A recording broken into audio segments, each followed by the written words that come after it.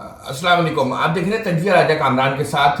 मैं हूं राजा कामरान और आपके लिए आज पाकिस्तान और भारत के जो कॉन्फ्लिक्ट है उसमें से जो सिल्वर लाइनिंग पाकिस्तान के लिए है उस पर मैं आज बात करना चाहता हूं। पाकिस्तान ने अपनी दफाई ज़रूरियात को पूरा करने के लिए और अपनी खुद इन्हिसारी को दिफाई शोबे में बढ़ाने के लिए 1995 में GF-17 थंडर तैयारे का इश्तराक किया था चीन के साथ।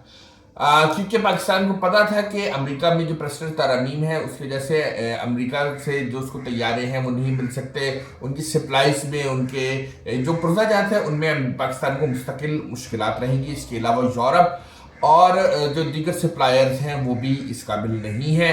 भारत चूँकि रूस से ले रहा है, पाकिस्तान के रूस से इस वक्त ताल्लुकात भी अच्छे नहीं थे, तो रूस पर भी पाकिस्तान अपने दिफाई शोबे में इन्हिसार नहीं कर सकता। तो एक ही वाहिद दोस्त था चीन, जिसके साथ मिलकर पाकिस्तान ने GF-17 थंडर तैयारी की तैयारी शुरू की। ये 1995 में एक मुआहदा हुआ था पाकिस्तान और चीन के दरमियान, और इस तैयारे को बुनियादी तौर पर पाकिस्तान एयरफोर्स के लिए डिज़ाइन किया गया है। ये तैयारा चीनी एयरफोर्स इस्तेमाल नहीं करती है, इसी वजह से इस तैयारे की जो भी तमाम चीज़ें हैं वो पाकिस्तान के हाथ में। 54% तैयारा पाकिस्तान इस्तेमाल बनाता है, कुछ चीज़ें जो हैं चीन में बनती हैं और इसमें कुछ रशियन और कंपोजिट मटेरियल और एल्युमिनियम और धातें इस्तेमाल की जाती हैं।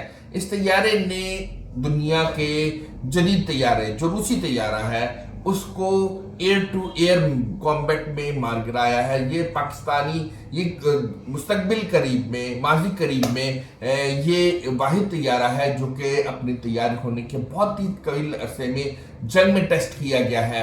अगर हम देखें इराक में जो जंग हुई है या अफगानिस्तान में जंग हुई है, वहाँ पे टक्कर का दुश्मन नहीं था। जैसे चाहा अलाइड फोर्सेस ने, अमेरिकन फोर्सेस ने, यूरोपियन फोर्सेस ने बमबारी की और वो बच के निकल गए। मगर यहाँ पे जो टक्कर थी वो तकरीबन दो बराबर मुल्कों की थी जिनकी एयरफोर्स बहुत स्ट्रांग है। दोनों तरफ से एयरफोर्स में तैयारे आए, उनका कॉम्बैट हुआ।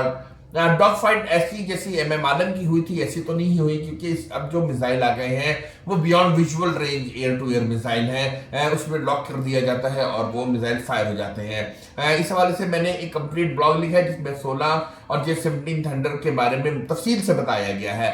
मगर मैं आपको ये बताना चाहता हूँ कि पाकिस्तान ने एक बड़ी कामयाबी हासिल कर ली है। पाकिस्तान का तैयार करदा GF-17 थंडर को दुनिया में tested in the war aircraft का दर्जा मिल गया है। उसने अपने से ज्यादा जदीद तेज रफ्तार भारतीय तैयारे को मार गिराया है। एक नहीं 2 भारतीय तैयारे मार गिराए हैं। इसके असरात जो है हमने चीन की स्टॉक मार्केट में देखे हैं। जो कंपनी ये GF-17 थंडर के पुरज़ाजात तैयार करती है उसके स्टॉक्स में इजाफा हुआ है, इसकी स्टॉक्स की कीमत बढ़ गई है। अच्छा, पाकिस्तान से अभी GF-17 थंडर जो है म्यांमार और नाइजीरिया की तो बात चल ही रही है। इसके अलावा अजरबैजान है, सेंट्रल एशियन कंट्रीज हैं, अफ्रीकन कंट्रीज हैं जो कि बहुत महंगे मिलिट्री हार्डवेयर नहीं खरीद सकती हैं। उनके लिए पाकिस्तान ने जो बहुत तवील अरसे से मार्केट कर रहा था अपने इस तैयारे को, उसके लिए अब इस तैयारे को फरोख्त करना आसान हो गया है। पाकिस्तानियों के लिए एक अच्छी खबर है इस तमाम कॉन्फ्लिक्ट के अलावा भी